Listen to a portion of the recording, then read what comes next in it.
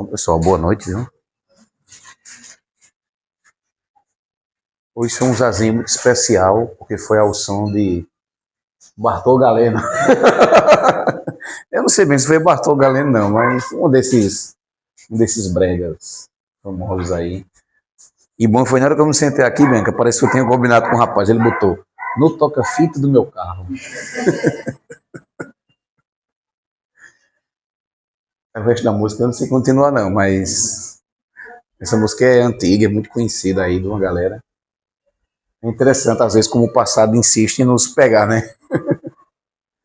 Porque isso não é uma música nova, né? É uma música bem antiga. O pessoal, às vezes, gosta de escutar esses bregazinhos. Imagina você escutando um brega, como a gente está escutando agora aqui. Toda uma história. Eu vou vindo aqui na nossa cabeça. Ó. Ah, quando eu era mais jovem. No meu caso, né? Vocês, né? Ah, quando eu era mais jovem. Ah, tal pessoa, tal situação, tal sonho. A gente só lembrando das coisas, escutando a música, lembrando das coisas. Como a música tem um poder, às vezes, de ressuscitar umas coisas na gente. A música é uma coisa.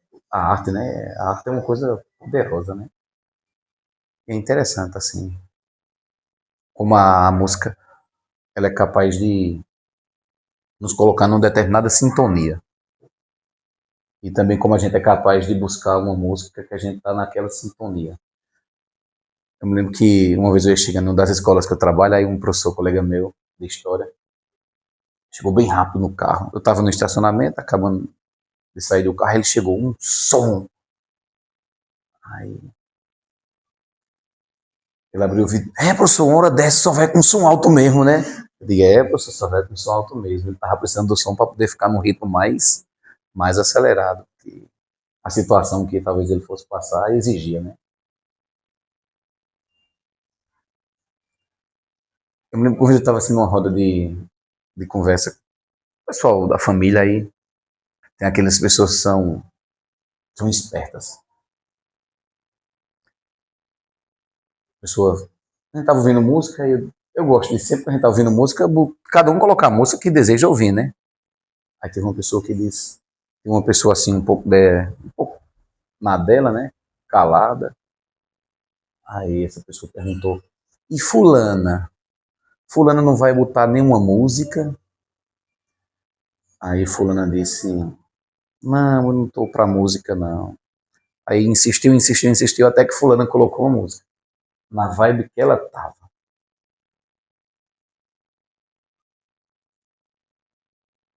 Quase que os presentes choravam. Não, foi uma música mais sofrência. Tipo Pablo. Mas a música é uma coisa poderosa demais. A música é poderosa.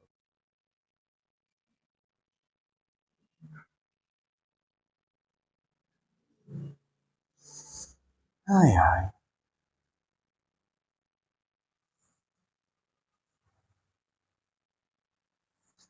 E alguém tem alguma pergunta? Alguma questão? Seja difícil para eu poder pensar, certo? Diz aí.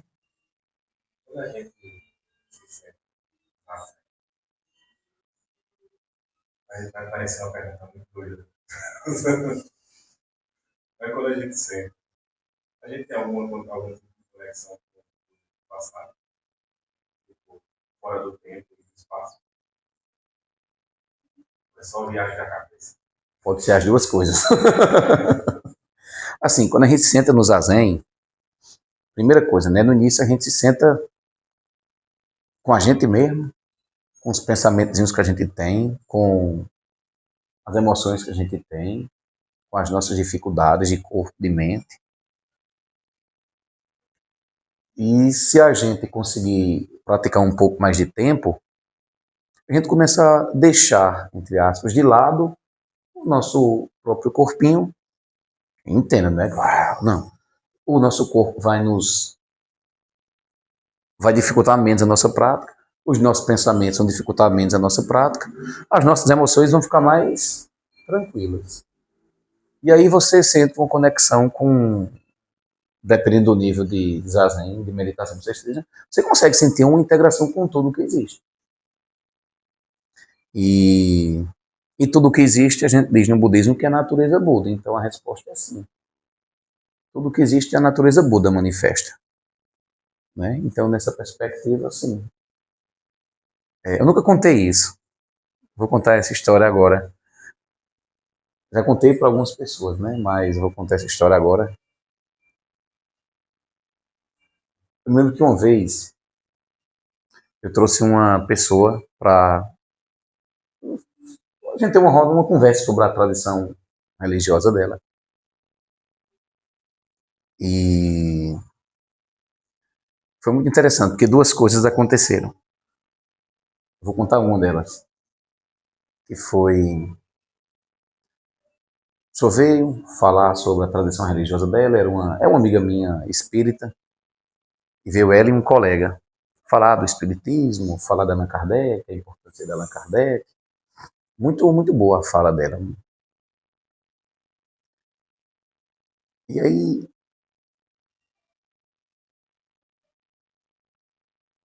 quando acabou, ela fez uma colocação tão interessante. Ela disse: "Mas, monge, a sala estava cheia. Tinha umas 8 pessoas." Mas não, tinha umas 8 pessoas. Aí ela disse: "Tem muitos monges aqui. Tem muitos monges aqui, vestidos de diferentes cores. Muitas flores tinham aqui."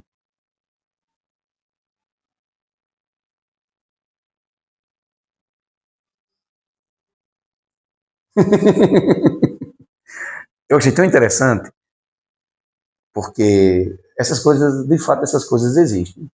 A gente não zen, a gente não propaga esse tipo de coisa. A gente não tá nem aí se tem um rato ou se tem um Buda. De preferência tem um Buda ao invés de um rato, né?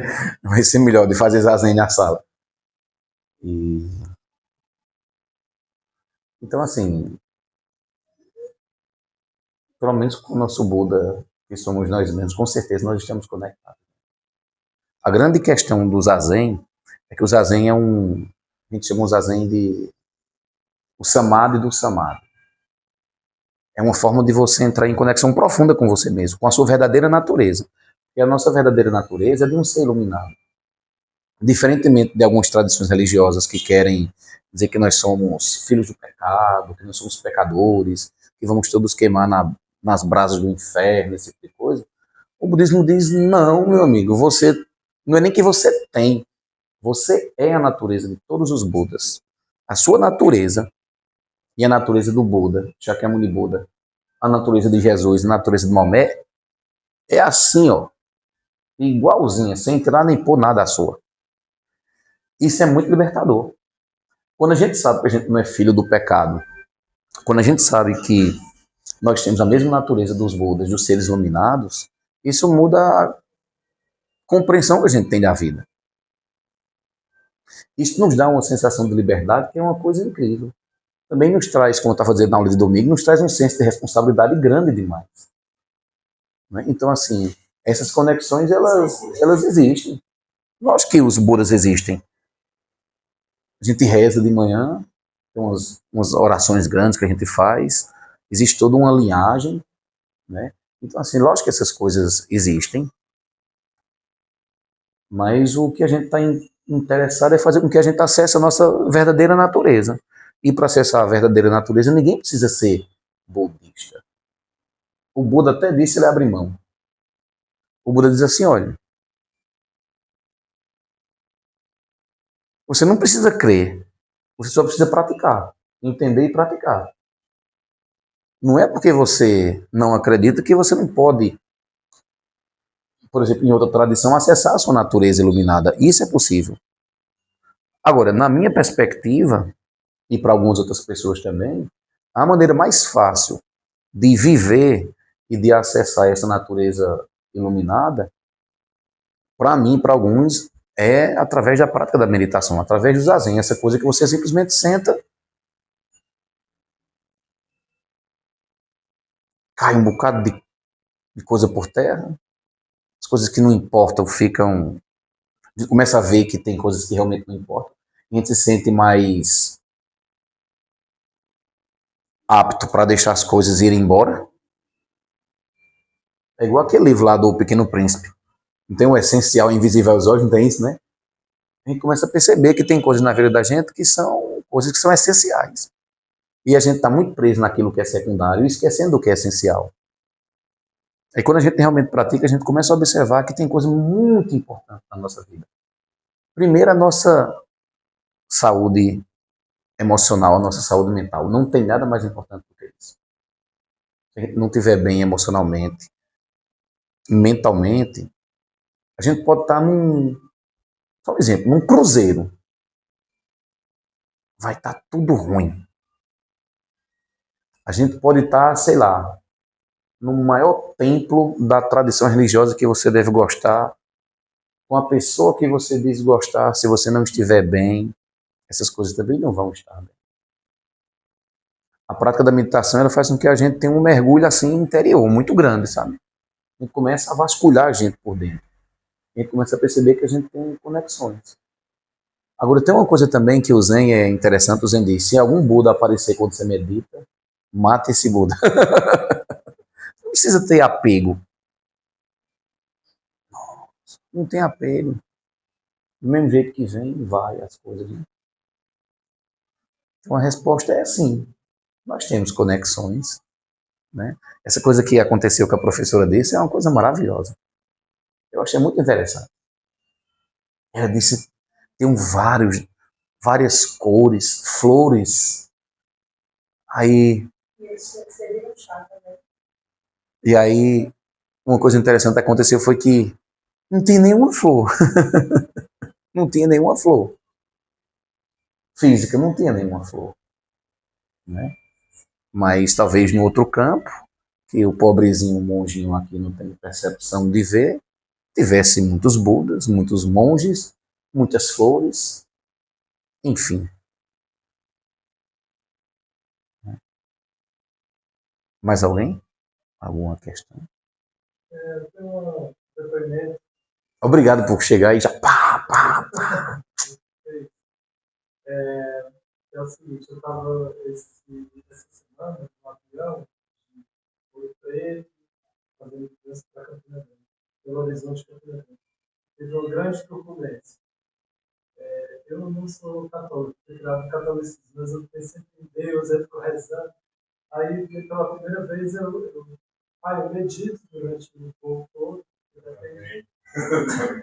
depende da minha meditação, que tudo dê certo. Então, medito, mas dessa vez eu recitei, não sei se é mantra, se é sutra, não sei se é um Buda.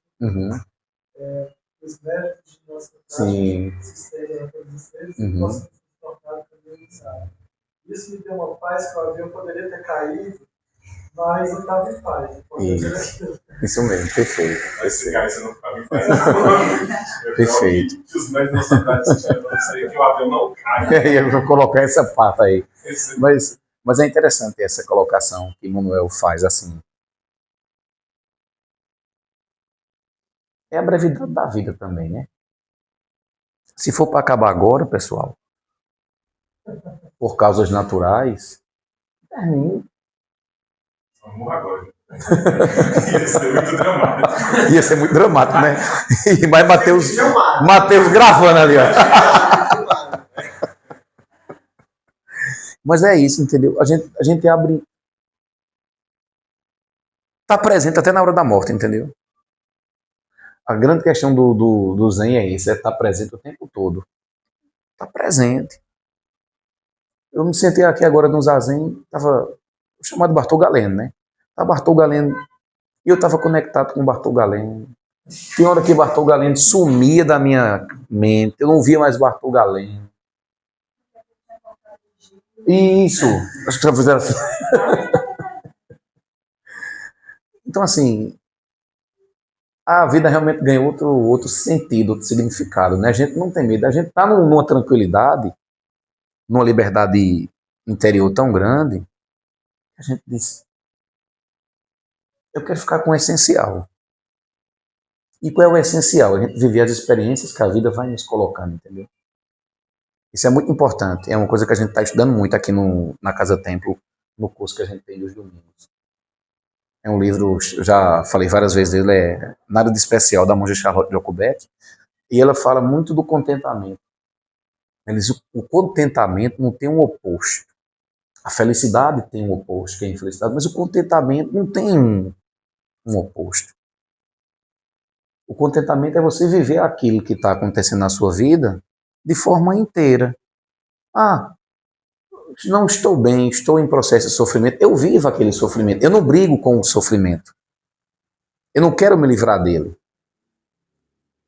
Estou legal, eu vivo o que está acontecendo eu vivo.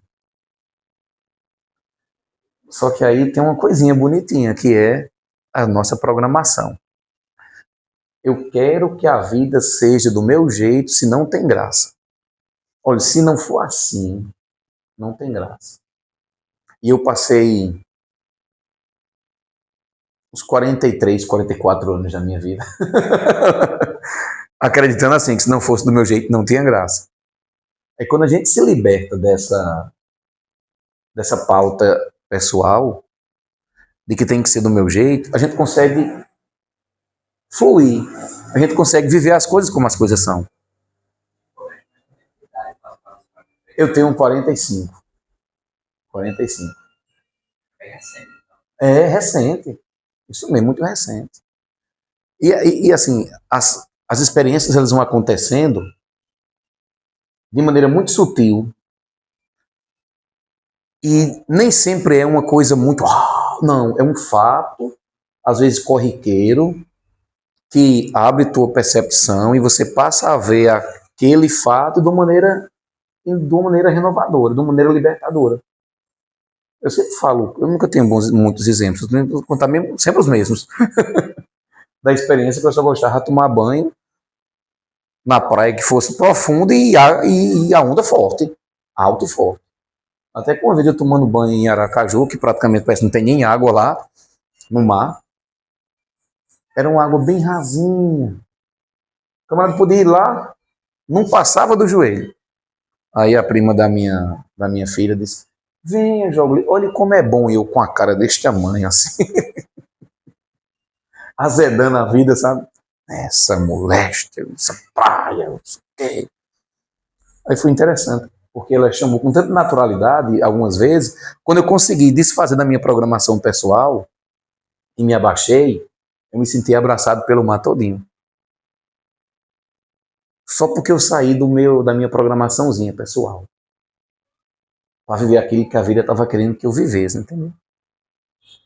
Então, quando eu digo que eu passei 43 anos da vida querendo impor a minha pauta, não é mentira não, é verdade. E eu ainda às vezes me pego querendo colocar minha pauta como sendo a coisa mais importante do dia de todo mundo. Em vez de viver aquela coisa que está acontecendo, às vezes a pessoa quer rejeitar aquilo que está acontecendo. Quando na verdade a gente deveria estar aberto para as coisas que acontecem. E ver com curiosidade. É um capítulo que a gente vai estudar depois. Ela fala obsessão e curiosidade. Ela diz que a gente tem uma obsessão muito grande pelos nossos pensamentos. A gente tem uma obsessão muito grande pelas coisas que aconteceram e a gente fica muito preso nos nossos pensamentos. Ao invés daquilo que aconteceu com a gente gerar uma curiosidade, a gente fica de forma obsessiva naquilo. Ela dá um exemplo. Imagine que o seu chefe falou tal coisa, pediu para você fazer tal coisa em tantos dias. Eles pedem mesmo, viu? Aí você reclama,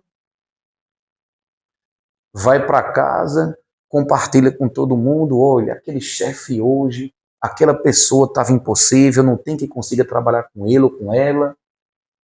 Veja, você ficou naquele enredo o dia todinho e saiu envenenando o dia a dia de um bocado de gente também. Ao invés de simplesmente, sim, tá certo, vamos conversar, talvez eu não possa lhe entregar daqui a 72 horas, mas eu posso lhe entregar 73, 74, sei lá, 120 horas, sei lá o quê. Mas não, esse livro ele mostra como a gente está azedando a vida o tempo inteiro, porque a gente quer impor a nossa programação, o nosso euzinho, a tudo que existe. Aí barra a vida. A gente começa a assumir uma postura de eu quero me proteger de tudo e de todos, porque todo mundo e todas as situações vão me prejudicar. Eu vejo a vida como a vida não pode ser do jeito que ela é. A vida tem que ser do meu jeito. Mas só que as coisas não são como a gente quer sempre. A gente tem que ter essa maturidade, dizer, não, a vida não é como eu quero, a vida é como é. Tem coisas que eu posso modificar, tem coisas que eu não posso modificar. E aí eu me lembro do meu primeiro professor que ele dizia, isso ensina a gente humildade. Ele sempre dizia isso.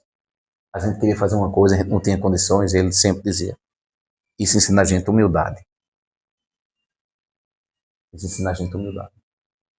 A capacidade de aceitação. Não tem aquele ditado popular, aceita que dói menos? É um ditado popular seríssimo. Quando a gente aceita, entende e aceita, a situação que a gente vive, o que outras pessoas vivem, passa a doer menos. O apego a gente está muito fechado em misericórdia. Não é? E ainda voltando a esses assuntos assim um pouco metafísicos, eu me lembro que às vezes eu estava com o meu primeiro professor lá no Centro Zen, na antiga rodoviária, chamada Rodoviária Velha, ali pertinho. Era uma casa grande. E lá tem uma porta de vidro logo na entrada, que era uma porta muito pesada. Às vezes a gente estava lá dentro, a gente tinha os incensários, ou tomando um chazinho com biscoito e granola, com água. Ele levava granola e a gente botava água para poder amolecer a granola. Aí depois ele começou a dizer, não, vamos botar um iogurte aqui. E eu me lembro que algumas vezes a porta se abria.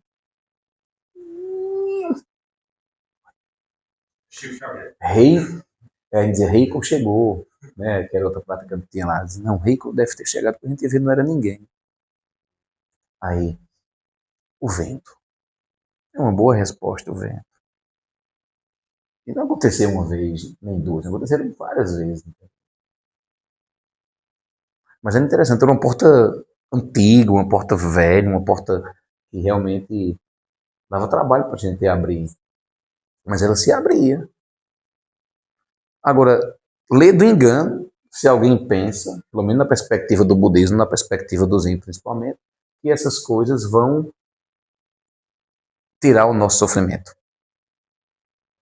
O nosso sofrimento, se os Budas pudessem tirar os nossos sofrimentos, se Jesus, aí, perdão você aqui,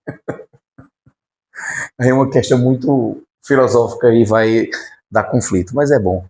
Na perspectiva budista, Buda nenhum vai tirar o seu sofrimento. Na perspectiva budista, Jesus é um Buda também, um ser iluminadíssimo, que modificou a vida de bilhões de pessoas. Você acha mesmo se Jesus pudesse, se Buda pudesse tirar o nosso sofrimento, a gente já tem tirado, não? Na perspectiva budista é assim, doem quem doer. Mas, se os Budas pudessem chegar assim, arrancar o teu sofrimento, eles já tinham feito isso. Mas tem coisas que são nossas, que tem a ver com a nossa compreensão errada das coisas, que tem a ver com um bocado de coisas que a gente não aprendeu ainda. E o que é pior, sabe? Tem lugar que diz, sofra para você aprender. Não sofra para você aprender, aprenda pela sabedoria. Aprenda vendo a vida das pessoas, entendeu? Eu me lembro que uma quinta-feira dessa aqui, foi até um dia dos professores, a gente fez uma fala sobre isso aqui, né? Todo mundo é professor e aluno. Todo mundo tem uma coisinha para ensinar o outro. No mínimo do que não fazer para sofrer. De como não entender a vida para poder as coisas darem errado, entendeu? Eu sempre fui muito cuidadoso, assim. Eu sempre fui muito de observar. Sempre fui muito na minha e fui muito de observar. Olha, fulano agiu assim e se deu mal. Isso eu fazia muito intuitivamente. Então eu pensava, talvez o caminho não seja por aí. fulano agiu dessa forma e parece que deu tudo certo. Não, talvez o caminho seja por aí. Esse tipo de análise é uma coisa importante que ajuda a gente também a ver como viver de maneira mais saudável. O que não fazer e o que fazer. Os outros nos ensinam também. A convivência da gente, ó, tá cheia de exemplos do que fazer e do que não fazer. Agora, é verdade também que às vezes a gente tem traços psicológicos, emocionais, tendências que levam a gente a fazer um determinado tipo de coisa, por mais que a gente saiba que aquilo não é para ser feito. Isso é tão interessante. Tendência. E aí, como é que a gente tira essas tendênciazinhas? É importante, né? A prática é sobre isso também. A gente tira essas tendências que a gente não gosta da gente, quando a gente fica quietinho, que ela vem, aquela tendência vem, ela procura um canto, um jeito para se manifestar. Mas a gente está amarrado em nome do Senhor, ó, o zazen. Ela vem, aquela tendência vem. Ela não encontra forma de ressoar, você está entendendo? Está amarrado em nome do Senhor. É sério. Quando a gente faz um processo de meditação intenso mesmo, assim, leva de fato a sério, a gente começa a perceber que nós temos sementes que elas se manifestam muito. E no início ela fica ali meio que dormindo, sabe? Aí as sementes ficam meio que dormindo. A gente tem a falsa impressão que está tudo bem. Não, agora estou bem, agora estou saudável, agora sim. Aí você pratica um pouco mais. Aí essas tendências, elas começam a se manifestar na sua mente. E você começa a observá-las. E observar isso com clareza é muito libertador. Mas como você está paradinho, paradinha, não tem como aquilo se manifestar através de uma palavra, por exemplo. Através de uma ação não positiva. Através de um gesto grosseiro. E aí essa tendência começa a perder força sobre nós. Não é um processo uma vez, duas vezes de prática. É um processo de prática. E é bonito de ver como a gente vai realmente mudando, tá entendendo? É bonito de ver como a gente vai amadurecendo. Que o caminho que a gente cai antes, a gente já não cai mais tanto, ou se a gente cai, a gente já sabe qual o caminho do equilíbrio, onde é que eu vou. É fantástico. E você não precisa acreditar em Buda, não. Mate o Buda. Não precisa acreditar em Buda, não. Seja um ser racional. Perceba, isso é uma coisa... É perceptível. Você não precisa acreditar no metafísica para você realizar isso, não.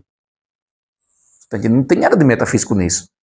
Tem a ver até com a neuroplasticidade da mente, tem a ver com um bocado de coisa, tem a ver com sua mente. Tem a ver com o seu corpo, com suas tendências. Não tem nada de metafísico nisso. Tanto é que tem templo que tira todas as imagens de Buda e bota uma pedra lá. Pá. Tem templo que tira todas as imagens e bota um espelho. Ó, né? É bonito, porque não é uma coisa metafísica. Agora, é verdade que os Budas existem, né? Os Budas que a gente fala são os seres iluminados, os seres de luz. Lógico que eles existem. Lógico que é excelente estar conectado com eles. Lógico que eles nos inspiram, lógico. Agora, não é só crer. Não é só acreditar para realizar, você está entendendo? É isso que o budismo fala e isso que espanta às vezes as pessoas do budismo. Porque você vai cheio de esperança que o professor vai lhe dar uma fórmula mágica. A pessoa diz, olha aí para a tua vida.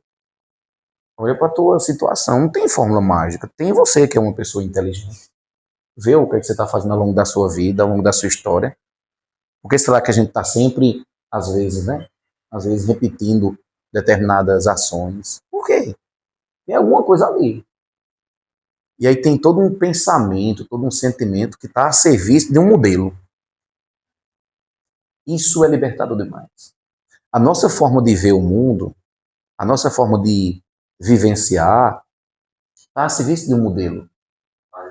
É, que no livro lá tem um capítulo que ela chama de base de apoio. E a gente não vê. Mas quando a gente silencia esse diálogo interno, a gente começa a perceber, eu tenho esse modo de agir. É quando a gente percebe o modo de agir que tem, e diz, não, peraí, eu tenho esse modo de agir e também eu tenho a liberdade. Agora, a liberdade, ela vem quando a gente consegue minimizar as ondas mentais, né, os pensamentos, as emoções vão ficando mais calmas. Por isso que os retiros são importantes, para a gente ter esse momento de descanso emocional. Mas depois seria base de apoio emocional meu, que eu estou observando de fora aquelas emoções e observei que aquilo ali é Base de apoio tem a ver com as nossas estruturas internas. Toda uma programaçãozinha que a gente tem, que a gente criou, observo de fora que já está pronto. que tem aqui dentro. Aqui dentro. Tem a ver com a forma que a gente foi educado, com a forma que a gente foi pegando os fatos que a vida foi mandando. E isso, essa base, essas estruturas internas que a gente tem, que a gente precisa ver. Base de apoio E também, emocional, mental, filosófica. Tem muita coisa guardada dentro da gente. Tem muita coisa, pessoal. Já pensou tanto de coisa que tem aí dentro de você, que colocaram? Um bocado serve, um bocado também não serve. Mas é bom que você veja com clareza a sua estrutura interna, né? Seu modo de agir, de ser no mundo. essa portaria neural do ego. Isso. Onde tem essa questão, né? Passar a tesourinha e tudo. Sim. Eu não conheço nada sobre o budismo, então eu queria saber assim, qual é a... Primeiro, se vocês veem mente ou é a mesma coisa, qual é a relação delas? E assim, se a mente é sofrimento, quando a gente deseja, quando a gente quer, é muito tempo que o seu ciclo do mar. Então, quando a gente meio que aceita, a gente não se entrega a esse pensamento. Também a gente não sente uma repulsa, um sentimento de fazer o que não quer fazer. Nessa perspectiva, eu vejo uma ligação, mas eu queria saber sobre isso. Uhum. Sobre isso, eu estava pensando comigo mesmo, acho que eu até ia fazer essa pergunta, mas deixei passar, sobre essa, como que jovem, como que as pessoas enxergam no budismo, essa questão de eu hoje tenho uma perspectiva, eu João da Vera, uma perspectiva de quando eu sento para meditar, meditado, né, eu sempre penso, eu não sou o corpo, eu não sou a mente. Eu não sou o corpo, eu não sou a mente. Eu fico repetindo isso comigo. Não é budista, é de um outro mestre, de uma outra maneira de enxergar a vida, mas que funcionou bem para mim porque eu enxergo de fora essas bases. Uhum. Então, minha pergunta seria isso também. No budismo, para jovens, como é que vocês enxergam essa questão? Uhum.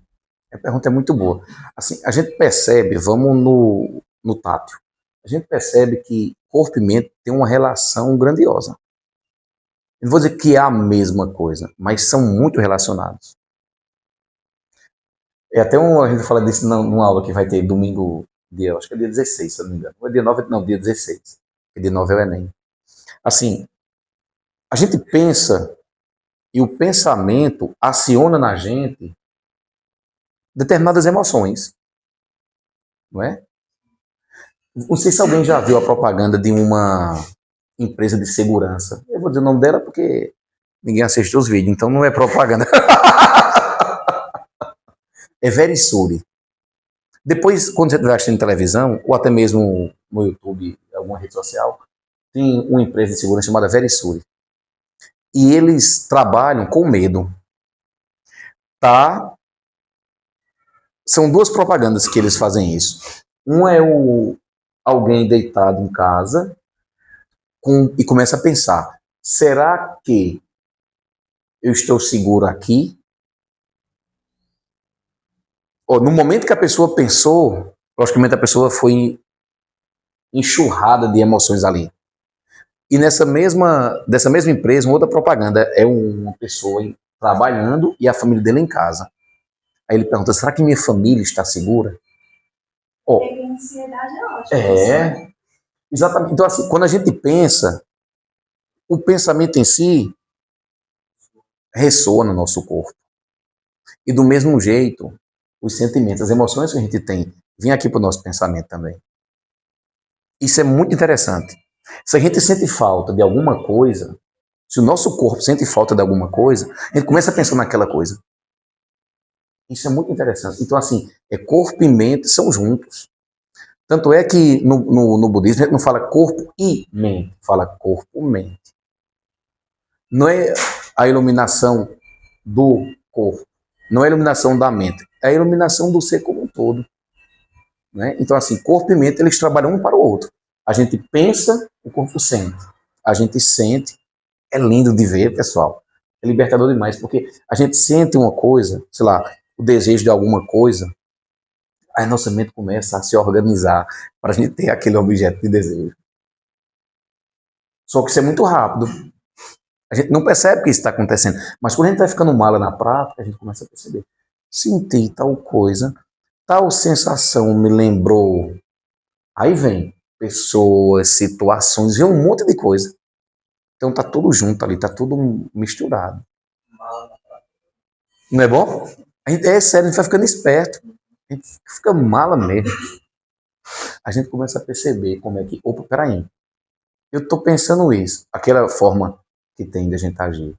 Não, peraí. Se eu for assim, eu vou agir desse mesmo jeito. Aí dessa forma, a gente começa a mudar o nosso karma. Porque karma não é aquilo que acontece com a gente. O povo entende errado. Karma é aquilo que a gente faz com o que acontece com a gente. Karma é essa forma que a gente tem de ver, de entender e de agir no mundo. Essa forma repetitiva que a gente tem. Essa percepção que é o karma. A gente começa a perceber com maturidade. Peraí, isso aqui é uma propensão que eu tenho. É bonito de ver essas coisas acontecendo, entendeu? Aí, no caso, a meditação ajuda a reprogramar os pensamentos. Eu não gosto desse nome, não, mas é exatamente isso que acontece. Mas é isso mesmo, mas é isso mesmo. Mas é isso mesmo, é exatamente isso, Franco. Gutierrez, exatamente isso, Gutierrez, que acontece. Exatamente isso. Essa consciência emocional traz um desencanto em relação a esses recursos. Abre a possibilidade de não ser mais eficaz. Uhum. É, isso mesmo. Voto do Dharma. Mas justamente isso que acontece. Ou seja, a gente começa a perceber que tem um padrão e a gente agora tem descanso emocional.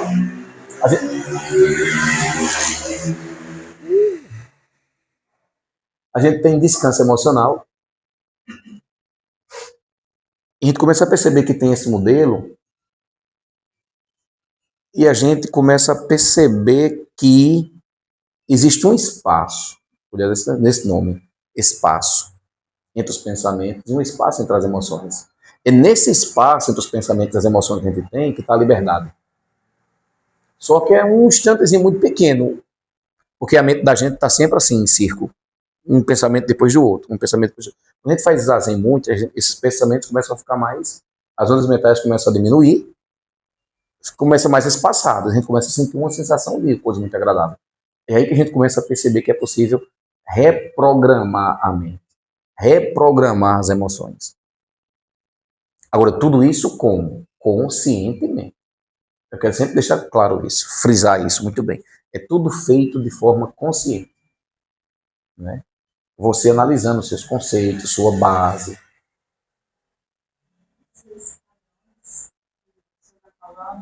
Se não me engano, na psicologia, especialmente para quem trabalha na área de TCC, é chamado de esquemas. Se não me engano, é justamente o que você construiu de acordo com a sua vida e como aquilo ali reverbera. Por exemplo, se você teve um pai e uma mãe carinhoso, presente e tal, isso te faz ter determinadas ações.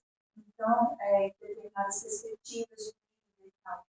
E, obviamente, todo mundo tem seus pontos que podemos considerar que são positivos. Então, você precisa ter consciência dos seus esquemas, rever os seus pensamentos, por exemplo, atingir a sua ansiedade, a sua depressão, ser mais consciente sobre isso, rever os seus pensamentos e como os seus pensamentos contribuem com relação a isso, para daí você realmente reprogramar, essa semana também, para você não se comportar ou não repetir determinadas coisas, não sei se é você. Essa palavra é muito boa, repetir. Repetir, repetir. É isso que a gente faz. Quantas vidas a gente viveu? Quantas vidas a gente não está repetindo o mesmo modelo, entendeu? Aí a gente muda a roupa, a gente muda o idioma, muda a forma de... a aparência. Mas quando a gente vai ver assim, ainda somos os mesmos e vivemos como nossos pais. Mais alguém? Mais alguma coisa? Então, Só uma sim. outra pergunta. O budismo é de encarnação, né? Uhum, Mas os Budas, Jesus, sim. iluminado, Quando tem a iluminação completa, não volta. Assim, primeiro, o budismo, na verdade, não usa o nome reencarnação. O budismo usa o nome renascimento. A gente não só volta, por exemplo, nessa perspectiva da carne humana em si, né? A gente pode habitar outros reinos também. O Buda fala em 6 reinos, né? 6 reinos de existência. Né? O Zen está preocupado com antes da morte. O que estamos fazendo aqui, por que estamos fazendo isso, e não o depois. O Buda fala, né, inúmeras vidas que ele teve antes de se iluminar. Tem uns contos que ele fala, contos de Jataka, alguma coisa assim. E ele fala como foi que ele, as vidas que ele teve, como foi o processo de iluminação até a libertação total do Sansara. Assim, na perspectiva budista, antes do Buda, tem uma coisa que a gente chama dos Bodhisattvas. Bodhisattvas são seres de luz, lindos, maravilhosos, por exemplo, como Madre Teresa de Calcutá, Irmã Dulce. São seres de luz que doaram a sua própria vida para acabar com o sofrimento das pessoas. Não precisa ser budista para isso acontecer, não. Né? Eu sempre, se possível, pergunto se alguém já assistiu o filme de Irmã Dulce. É uma coisa maravilhosa. Se quiser assistir o filme, tem um documentáriozinho na Globo News. No YouTube você encontra. Irmã Dulce vai pedir a esmola dela, né, para os doentes dela. Aí chega lá numa banquinha de fruta, aí estende a mão, aí o cara vai e cospe na mão dela. Aí ela diz, não, isso aqui você está me dando. Eu quero agora a esmola para os meus doentes. Os seres de luz que doaram a sua vida para poder... Isso é o que importa. Né? Então, assim, o budismo, o Zen, na verdade, está preocupado com antes. Antes de morrer, tá entendendo? A gente vai até a morte. Depois já não nos interessa mais. Né? Mas, assim, à medida que a gente vai praticando, a gente começa a ter lucidez e a gente começa a ficar percebendo qual o melhor ventre para nascer. Esse é outro tema interessante. A gente chama isso da escolha do ventre. A gente já deu uma aula aqui faz muito tempo, não foi? Faz uns 10 anos isso. A gente tem um curso chamado bardo. Bardo é um período entre o momento que você morre e o momento do seu renascimento. Os caminhos que você vai tendo, as escolhas que você vai fazendo, e como cada escolha vai lhe colocando em uma determinada posição. O ideal sempre é você ter lucidez. Lucidez sempre. Porque se a gente não tem lucidez, a gente vai fazer a escolha errada. Entendeu? A gente faz a escolha errada. Eu ia fazer um comentário que eu não usaria reprogramação, não usaria escolha. Sim, sim. Eu também não gosto dessa palavra. Mas é aqui surge. Não, mas mas é uma boa palavra, Gutierrez, é uma boa palavra. Querendo ou não, é uma boa palavra. Aham. Aham. É. Mas é interessante, assim, o que a gente vê hoje é que as grandes tradições filosóficas, elas sofrem um ataque muito grande de outras que não são tradições filosóficas, mas de pessoas que têm um certo dom, uma certa facilidade de comunicação. Aí pega, por exemplo, algumas coisas que o budismo e o hinduísmo têm de atenção plena. Aí coloca um título bonito, Mindfulness, que é atenção plena. Né? Então, assim, isso a gente nota muito. E as pessoas deixam essas coisas num nível comercial muito grande. E isso atrai muitas pessoas. Aí faz logo um curso sobre aquilo. Vai fazer um curso de 3 dias, você vai sair daqui iluminado. Vai aprender tudo sobre determinada coisa. É o mundo que a gente vive, é isso, entendeu? Quem danado vai querer gastar dinheiro, seu tempo, para ser monge, fazer cerimônia, doar a sua vida? Isso é trabalhoso demais, não tem nenhum otário que queira fazer isso, não. Isso! Isso mesmo, fazer lá a transmissão do Dharma, escrever numa folha, num tecido, que só vem um para você escrever o seu nome, o nome da tradição todinha, de Shakyamuni Buda até o nome da sua professora. Um papel bem grande, um tecido assim, seda, lindo, maravilhoso. Você passa lá um tempão escrevendo aqui. Qual é o trouxa que quer isso? Quem é que vai querer rezar pelos outros, pessoal? Ninguém quer. De verdade, ninguém quer, não. Olha como as coisas são ingratas. Os monges, as monjas, os padres, os pastores, as freiras, seja lá mais quem tem, reza para todo mundo. Quem reza por eles? Quem reza por eles? Ninguém quer, não. É raro. Imagine o tempo que não tem um Buda, como Shakyamuni, como Jesus, que dão aquela força, aquele exemplo. Meu amigo, eu conto às vezes aqui, uma vez, a primeira vez que eu vi a monja,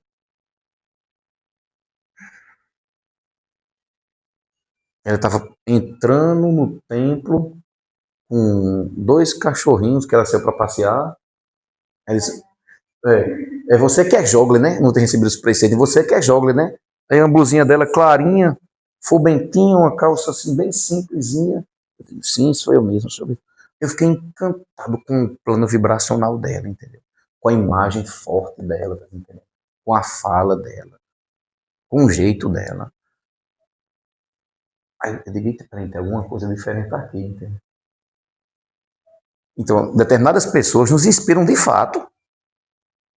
Mas são poucas as pessoas que nos inspiram de fato, entendeu? É muito difícil hoje em dia você ter essas pessoas.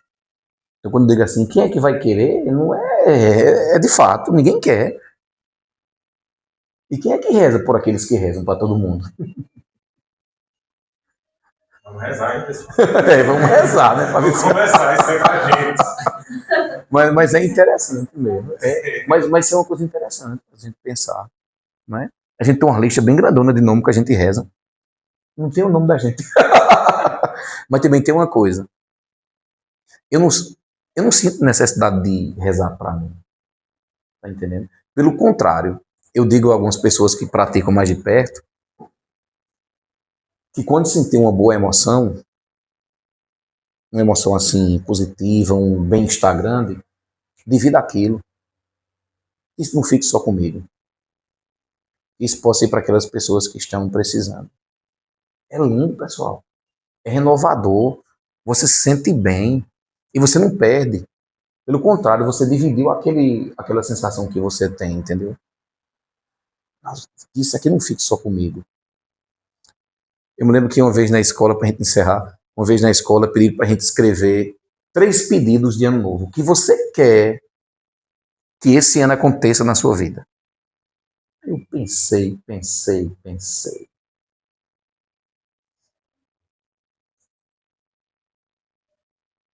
Tá tudo certo como tá.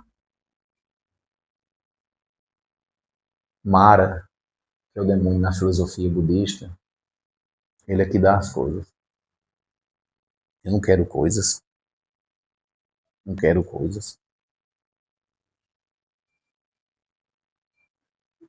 A gente é dono disso aqui todinho. Olha como a gente é rico. A gente tem o ar que a gente respira. A gente tem água para beber. A gente tem o solo para a gente pisar. A gente consegue sentir o gosto dos alimentos. A gente tem saúde física. A gente tem saúde mental. Eu vou pedir o quê? Para mim? No máximo, que as pessoas... E aí é uma coisa que de fato eu fico muito incomodado. No máximo que as pessoas consigam acabar com o sofrimento que elas têm. Porque ninguém nasceu para sofrer, não. Ninguém nasceu para sofrer. É sério, gente. Lógico que a gente aspirar as coisas, a gente querer as coisas. Isso é uma coisa, isso é normal, a gente querer estar numa situação melhor. Isso é comum. Mas assim, quando alguém diz o que é que você quer, de manhã logo cedo, quando eu acordo, antes de sair para trabalhar, eu vou lá no meu altarzinho, aí faço as minhas recitações. Aí o que é que eu peço? Que todos tenham um dia feliz, que todos tenham um dia leve, que todos entendam as coisas, consigam superar o sofrimento. É isso que é suficiente.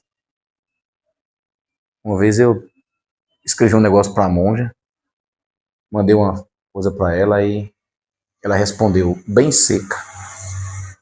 Quando se gira a roda do Dharma, não há excesso nem escassez. Foi a resposta que ela me deu. Quando se gira a roda do Dharma, não há excesso nem escassez.